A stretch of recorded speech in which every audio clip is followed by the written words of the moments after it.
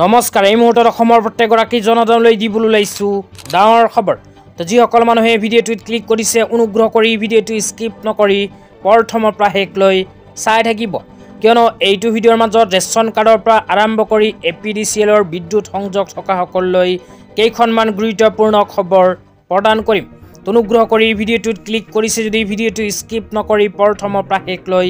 চাই থাকিব লগতে মোৰ চেনেলত নতুন হলে প্লিজ চেনেলটো সাবস্ক্ৰাইব কৰি মোৰ লগত থাকিব আৰু ভিডিঅ'টো শেয়াৰ কৰি আপোনালোকৰ বন্ধুবৰ্গক চোৱাৰ কাৰণে সুযোগ প্ৰদান কৰিব তো বলক ভিডিঅ'টো আৰম্ভ কৰি আজিৰ প্ৰথমটো গুৰুত্বপূৰ্ণ খবৰৰ বিষয়ে বিস্তাৰিত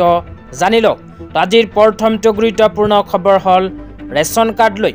অসম চৰকাৰে 2025-26 বিত্তীয় বৰ্ষত ৰেচন কাৰ্ড লৈ এনেকৈ এখন সিদ্ধান্ত গ্ৰহণ কৰিছে তো ইয়াতে লিখা আছে 2025-26 বিত্তীয় বৰ্ষত এক বিশেষ ঘোষণা ৰেচন কাৰ্ড থকা সকললৈ সুখবৰ তো কি সুখবৰ আহিছে আপোনালোকক জনাইছো অনুগ্ৰহ কৰি চাই থাকিব আৰু ভিডিঅ'টো শেয়াৰ কৰি আপোনালোকৰ বন্ধুবৰ্গক চোৱাৰ কাৰণে সুযোগ প্ৰদান কৰিব তো ইয়াতে উল্লেখ থকা অনুযায়ী অসম চৰকাৰে 2025-26 বিত্তীয় বৰ্ষৰ বাজেটত গ্ৰহণ কৰা সিদ্ধান্ত অনুযায়ী যিসকল মানুহৰ ৰেচন কাৰ্ড আছে সেই সকল মানুহক এতিয়াৰ পৰা প্ৰদান কৰিব মচুৰৰ দাইল চেনি আৰু নিমখ তো মচুৰৰ দাইল প্ৰতি কেজিত 25 টকাকৈ লাভ কৰিব তাৰ পিছত চেনি লাভ কৰিব মাত্ৰ 20 টকাত ইয়াৰ পিছত নিমখ লাভ কৰিব প্ৰতি কেজিত 10 টকাকৈ এনেকুৱাকৈ ৰেচন কাৰ্ড লৈ নতুন সিদ্ধান্ত গ্ৰহণ কৰিছে তেতিয়া আপোনালোকক দিবলৈ ওলাইছো আজি দ্বিতীয়টো খুবেই গুৰুত্বপূৰ্ণ খবৰ অনুগ্ৰহ কৰি ভিডিঅ'টো শেয়াৰ কৰি দিব আজি দ্বিতীয়টো গুৰুত্বপূৰ্ণ খবৰ হল এপিডিচিএলৰ বিদ্যুৎ সংযোগ থকা গ্ৰাহকসকললৈ তো আপোনালোকক মোবাইল স্ক্ৰীনত দেখুৱাইছো অসম চৰকাৰে 2025-26 বিত্তীয় বৰ্ষৰ বাজেটত এনেকৈ এখন সিদ্ধান্ত গ্ৰহণ কৰিছে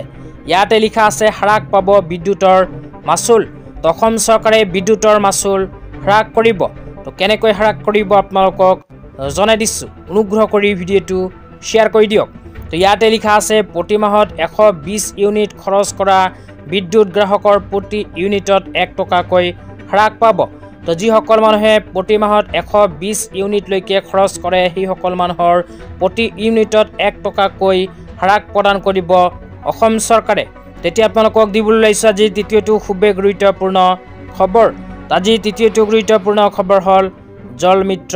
সকলৰ বাবে তো আপোনালোকে মোবাইল স্ক্ৰীনত চাব পাৰিছে মোবাইল স্ক্ৰীনত দেখুৱাইছো অনুগ্ৰহ কৰি চাই থাকিব জল মিত্ৰ সকলৰ বাবে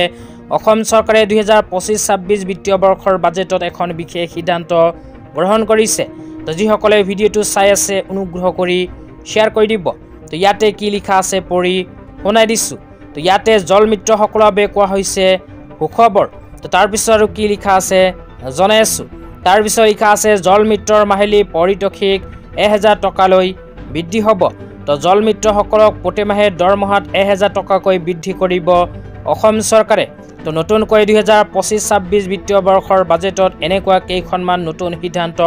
অসম চৰকাৰে গ্ৰহণ কৰিছে তো আজি ইমানেই ভিডিঅ'টো চাই কেনে পালে নিশ্চয় ভিডিঅ'টোৰ কমেণ্ট বক্সত কমেণ্ট কৰি